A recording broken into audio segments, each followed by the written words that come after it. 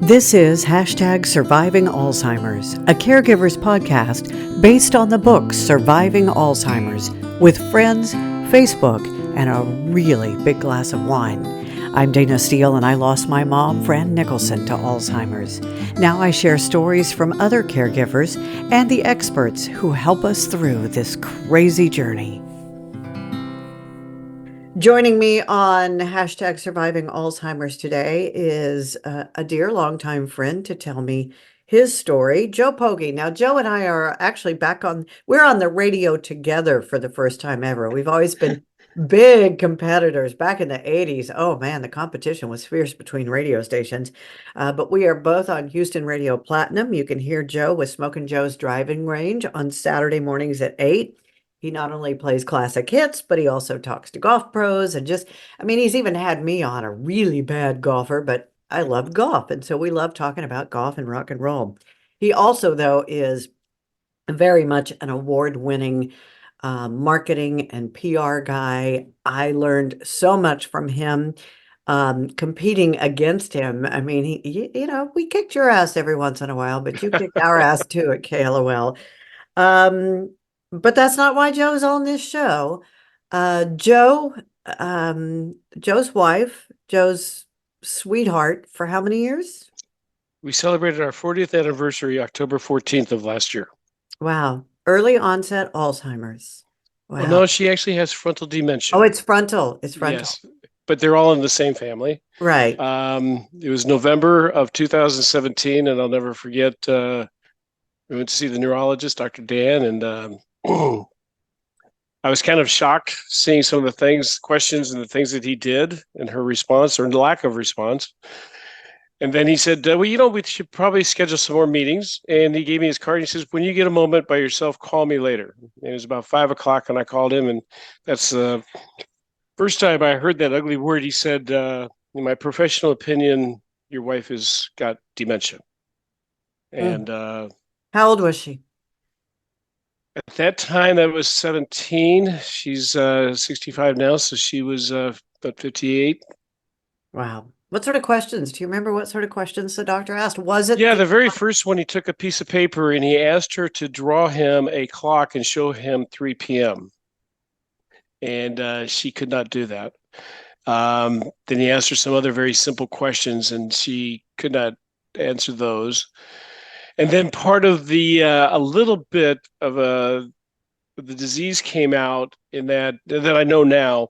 She started getting combative with him, arguing with him a little bit. But then he got into some physical things, simple things, touch your nose. And she couldn't touch her nose. And he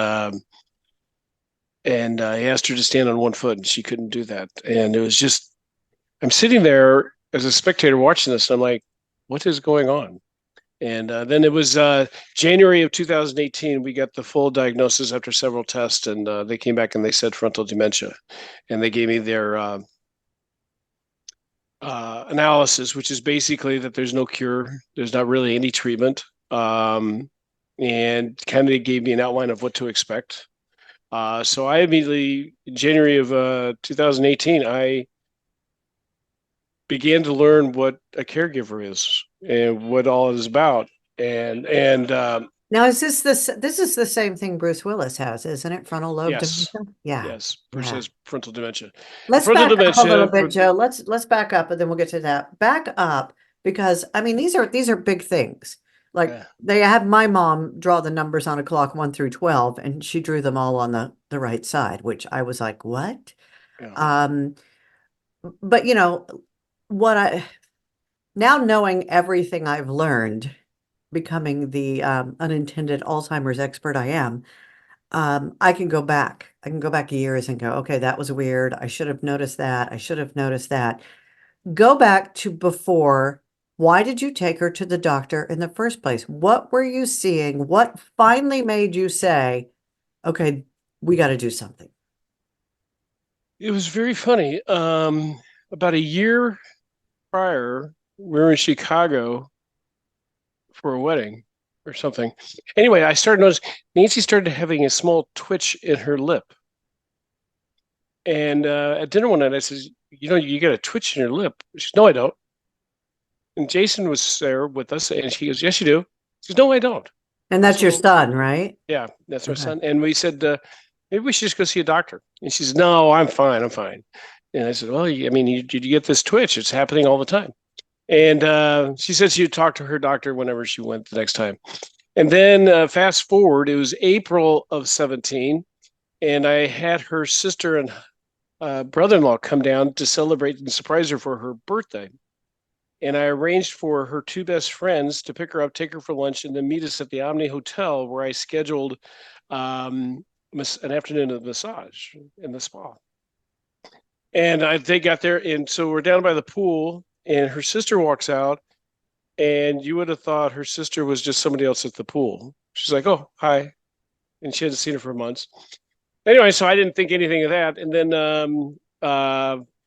the they went to the spa, and I was going to meet her. I went to the golf course. I was going to meet her at 5 and take her and go have dinner with her sister and brother-in-law. I get home, she's not there. Oh, well, they must have. Okay. So I called the spa, and I called her friends. I said, "Where's Nancy?" She goes, "Oh, well, she was here only for about 15 minutes, and she was frantic about getting her nails done. She had an appointment, and she called a taxi and she left." So what? Oh So I'm my. at home, and all of a sudden she shows up, and I said, "What were you? You were at the? I mean, you could have gotten your nails done at the spa." I had an appointment, and anyway, it led to an argument. And, we got through the weekend, and then fast forward, it was August of 27th, and Harvey hit, and Mm. we got interviewed by the media, and when I saw it on TV, you could just see this blankness in Nancy. I mean, she's in the background, and I kind of figured at the time, and like you said, I go back now and I go, boy, there were some signs here. And so we went through all of Harvey, and then we moved into a new house, and we were sitting here, and one night she said, with my son and his wife, and she said, "All right, I'm tired of the headaches. I'm going to go see the doctor." And so she went and saw, and this is where I started getting even more. This is where I really got involved. I went with her to see her doctor, the lady, and I don't know how I did not lose it with this doctor. She came in. She said she did a CAT scan from the neck down, and I said she had headaches. Why would you do? She goes, well, I didn't think there's anything that she needs. So I just wanted to see if there's maybe something else in the body. And I said, well, it's obvious. She goes, well, you need to see a neurologist. I said, do you have some recommendations? And she left the room. She's gone for about 10 minutes. She came back, and it was obvious that she got on her computer. She Googled Houston neurologist, and she just gave me a printout. She hadn't, and I was like, I said, I didn't lose it. Anyway, so then that's in late October. And then I found the thing that really startled me. Finding a neurologist was very, very tough. The need is a lot bigger than the supply. Oh, definitely. And I It's was getting months, told, months, if not, sorry, we can see you at the end of the year. I mean, by that point, you've missed the window to take any possible drugs that they've created. right. And I'm like going, and that's what I heard. And so I'm very fortunate. My nephew is a lawyer and his wife's a doctor. And I called her up and says, do you know any neurologists you can get us in with? And she says, yes, I had a gentleman in my class and he's just starting his practice. And so we called Dr. Dan. He was just opening his practice. So we got in, and that was November the 17th. And then the adventure of frontal dementia took hold. And It's so important that I wish residents, interns and residents had there was just a specific course on having some sort of empathy and bedside manner. When we took mom in for her initial test, she did the Montreal Cognitive Assessment Test, which is probably what they did with Nancy, the MOCA test, which, by the way, I've got one on my website if people want to use it, look at it. Don't use it. It is for professionals, but you can look at it and see what it is we're talking about. Um, but I just, her primary care doctor was very kind and careful in asking the questions. But the neurologist walked in, handed me the report, said, there's no definitive way to diagnose Alzheimer's, which was true at the time. But I'm pretty sure your mom's well into the stages. I'll give you guys a few minutes to talk, and walked out. Like mom wasn't even in the room. Like mom wasn't even listening. Of course, I looked at mom and said, "So what do you think?" And she goes, "Can we go to lunch?" So that's when I knew, okay, we're not all there. But a personal question: as you're leading up to these first doctor's appointments, did you wonder, because her behavior was a little different, especially the birthday surprise, all of that? Did you at first wonder, I wonder if she's just falling out of love with me? Um, I don't think I ever asked myself that. And back of my head, I kept thinking that she might have had a stroke. Um, Oh, um, I never thought that she had fallen. I never asked myself that she'd fallen out of love with me, but I kind of went through my head, had we gotten into a rut with our relationship? Like, were we pushing new buttons? Were we trying new things? Were we taking a trip? Were we? or was it just the same old, and she was Yes. bored and in Yeah. a rut? Yeah. Yeah. Yeah. Were we just doing, yeah, just going through the motion rather than trying to create the emotion? There's a big difference between the motion and the emotion, right? So that's what I think I was going through. And also in my head, I was just like going, what the hell? I'm at a time in my life. This is when we're supposed to start having these adventures and start doing these things that you've been planning all your life. You're an empty nester. You've built up your savings. You sit there and you say, and now it was like, wow. And then the next thing that really surprised me is that once we got the diagnosis, and that's when they started. You're right. The way they came across. Nancy sitting there, and all of a sudden he says, "Well, you need to take her keys away right away. No more driving. You need Wow. to." And I'm like, and Nancy's like, that's a fighting words there. You take someone's car away from them. Oh, it's one of the worst things you have to do during this Yeah, disease. yeah. So so that was end of January. So then, but I was surprised at how quickly, once the prognosis was done, how quickly the disease advanced. This podcast is brought to you in part by the book Surviving Alzheimer's with friends, Facebook, and a really big glass of wine. When mom was diagnosed with Alzheimer's, I posted it on Facebook. What started as a way to let friends and family know mom had Alzheimer's turned into a support system for me, and from that turned into a support system and a community. The first half of the book is the Facebook post, and that's to give people a sense of you're not alone. There's no right, there's no wrong. It's okay to laugh at inappropriate things. It's okay to cry. It's okay to say bad words, drink wine, and throw things. The other half of the book is very important resources for caregivers. The one thing I want you to take away is you never know. Love your family. Love everyone. Take every adventure. Do everything, but also make sure you have everything ready to go and you're organized in the background, so that when all is said and done, you have lived today. I wish I had known. And if I wish I had known, I think there's other people that wish they could know what's coming next. Surviving Alzheimer's with friends, Facebook, and a really big glass of wine is available at Amazon in paperback and Kindle versions. And now, back to the podcast, Surviving Alzheimer's with Dana Steele. By June of 2018, I was a total caregiver. She was at home, and I was interviewing other caretakers, which is another adventure. I was so fortunate. My first caretaker, my sister was in town, and so I had to go up and do some work. And I got home, and she says to me, "Goes, what is the caretaker supposed to do?" I says, "She's supposed to get her out of the house, take her to the mall, take her shopping, get her walking, whatever." She was, "Oh." She got here and she sat down in front of the TV and just sat with Nancy. Anyway, I ended up finding Adrian, who is a guardian angel and has become part of the family and still part of the family. And she, I guess when you find a good caretaker, when Take we care moved of Nancy, them. Take care. Yeah, when take you care. have a good caregiver, make sure you take care Yes. of the caregiver.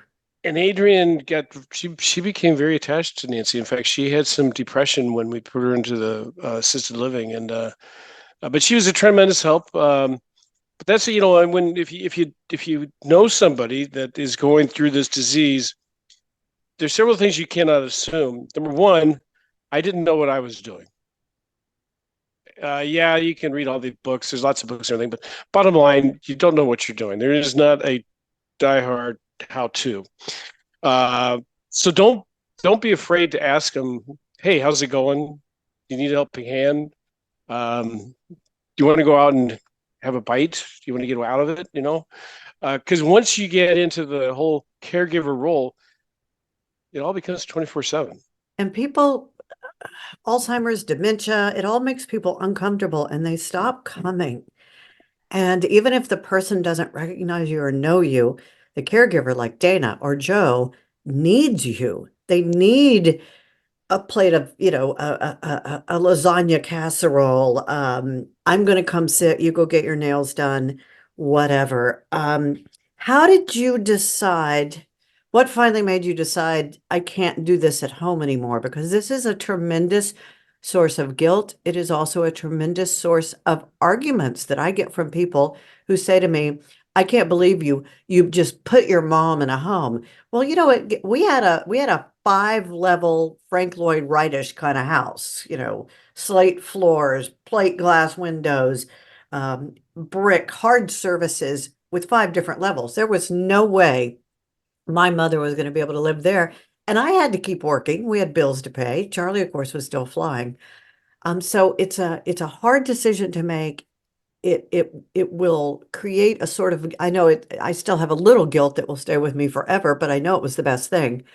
What finally made you decide this is what you needed to do? Well, Dr. Dan had a lot of good attributes. And one of them was he said, listen, there's going to come a day that you're going to get a sign that means it's time. And my recommendation is before that day and that sign comes, do all your homework and be prepared for that.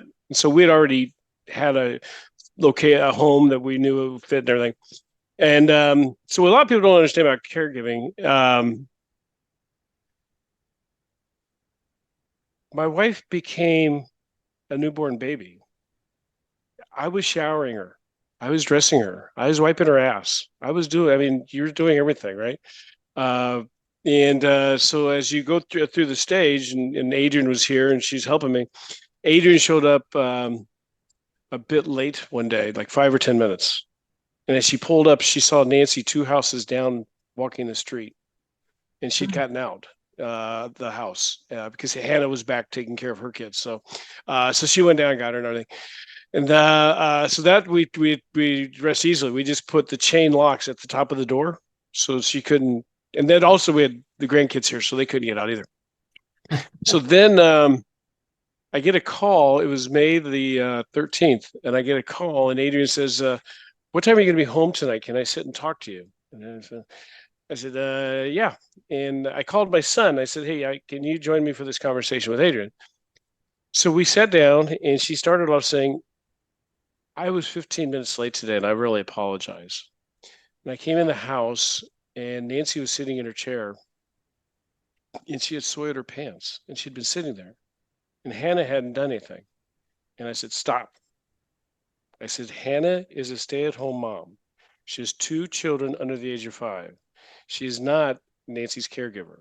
She's here, and it's convenient, but she's not the caregiver. And that's when I realized Nancy needed 24 hours. And we moved Nancy July 1st. And this is something that we didn't read a book or anything. Adrian and I talked about it. What we did is the Monday before she moved, Adrian took her up and dropped her off for lunch and then picked her up. On Tuesday, Adrian took her up about 9 o'clock in the morning and picked her up after lunch. On Wednesday, Adrian took her up at 9 o'clock in the morning and picked her up like at 4 o'clock in the afternoon. And on Thursday, Adrian took her up and dropped her off at lunch, and I picked her up after dinner. So on Friday, when we did the move, and the doctor had told me this, he says, when you make the move, Nancy's going to be ready for it. And she was. She moved in. There was no fight. There's no pushback. There's not ever been anything. So it was really, really, it sucked. Jason and I moved her, and it sucked because there's a separation. But she, yeah. That's really smart though. you know, we were, we moved, mom was still in independent living and she moved on from there.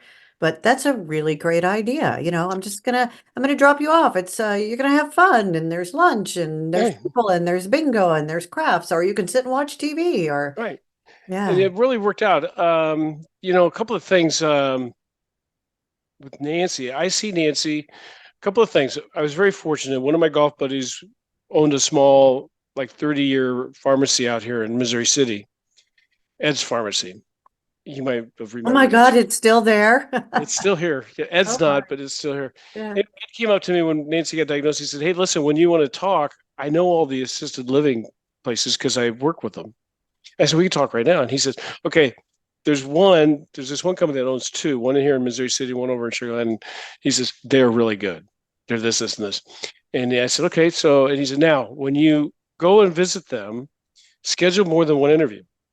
Go up and see them like 8 o'clock in the morning, and then tell them you want to follow up and go see them about 1 o'clock in the afternoon. And then just say, hey, I'd like to see you at dinner time. And maybe even see if you can come up around 8 o'clock. That way you can see the different staffs and how the residents are living." And so we did all that. Uh, uh, and then, I go and see her. Um, I see her 5 to 6 days a week. And I go at various times that way. I can always see this. I can see the different situations, and I take her in the mornings. I take her donuts. In the afternoons, I take her cupcakes. That way, I can also see her appetite, because appetite is a sign of where the disease is at sometimes, because especially frontal, because frontal dementia has to do with your motor skills and it shuts things down. So Nancy doesn't talk to me anymore, Does and she still talk to the TV? Does she still talk to she commercials? talks to herself. Ah, okay. Um, and I can't talk to the TV. Yeah. The other thing that you need to think about, and this hit me, this is like the bucket of ice water. Nancy moved into assisted living July 1st of 2022. I can probably count on my hand the number of times I've seen other families. Oh, I know. It's so sad. They don't It, go. They it's don't not go. it's not a bus stop where you drop them. No, mom had a gentleman that was a former NASA engineer that in the first place she lived, and nobody ever came to see him, not one time.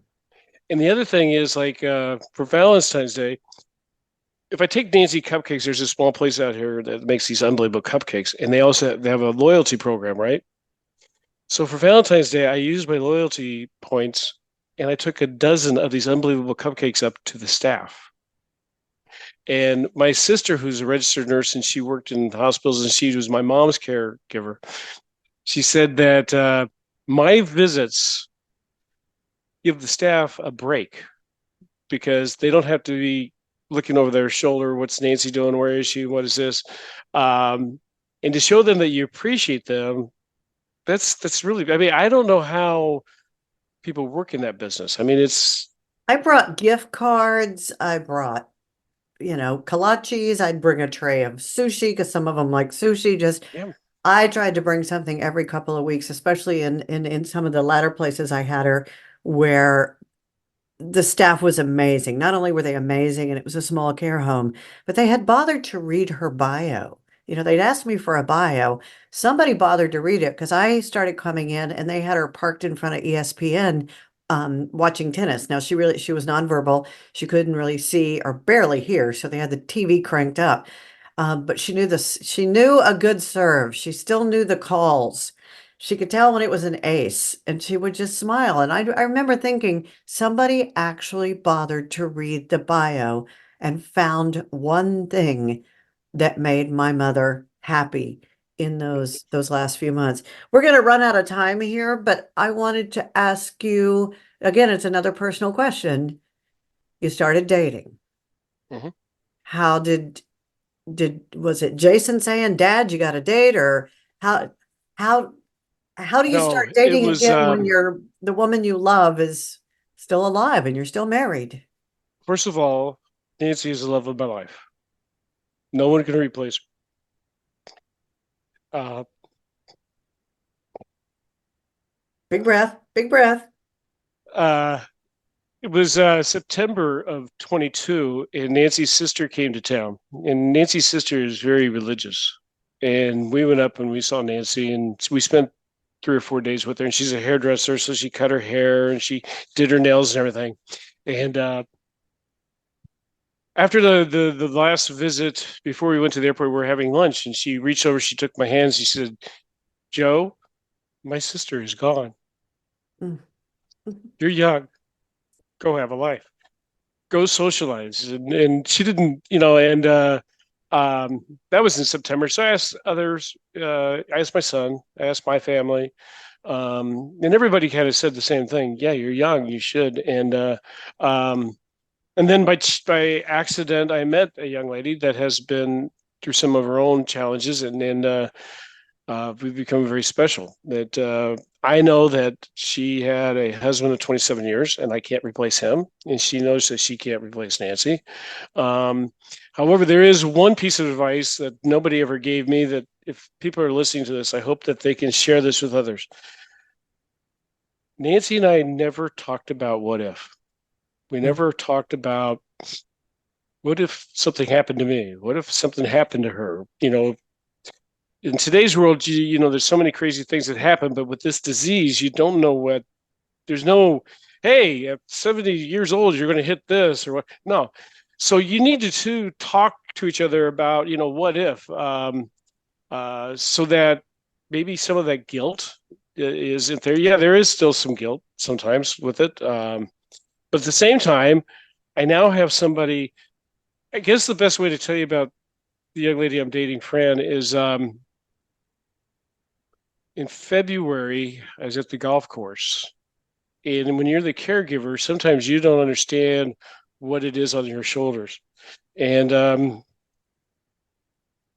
my son came up to me, and he sat there and he said, "It's nice to have my dad back." Oh, baby. Yeah. I said to Charlie the other day, I finally found my way through the darkness. And he said, well, actually, you still have a little bit of it. You just hide it better now. So, Yeah, but that was, because I didn't realize, and he just said that I was back. I was, through all this, I was keeping a lot inside. This whole disease stuff. I mean, it's you got to be careful. I mean, it's easy to sit there and ask Dr. Tito for help every day, and it's easy to do lots of things, and you got to make sure you take care of yourself, and both physically and spiritually and mentally. And I know that Nancy is in the right place for herself. The staff loves her. She's got the 24-hour care. I see her, and every now and then it's pretty cool. When she comes around the corner, she comes walking around the corner, I do this little shovel, chiki chiki boom boom, and every now and then I'll get a little smile. And some of her friends went with me up to see her right around the holidays, and she was sitting over in between them, and all of a sudden she winked at me.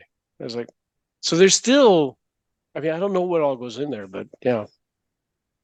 And by the way, one of the things that I'll never forget that I saw either on Facebook or in your book was the time that you said you went and you saw your mom, and you walked in and you said something to the effect that, "Mom, did you go shopping? This is a whole new outfit." And she said, "No, I didn't go shopping or something." And you went and asked the staff, and I guess, and this is true, folks, they have, my wife is in a place, there's 16 residents, there's 2 wings, there's 8 per side. And when they do the laundry, sometimes things get mixed up. And so I'll go up there and I'll sit there and go, "Well, that's a pretty color on you. I've never seen that before." yep, get used to it. Things just Yep. get mixed up. Hashtag Surviving Alzheimer's is produced by JFA Entertainment. If you need more resources or would like to be on the podcast, visit thewomaninthemirrorplay.com. The book Surviving Alzheimer's with Friends, Facebook, and a really big glass of wine is available on Amazon.com. And as my mom used to always say, I love you, a bushel and a peck and a hug around the neck.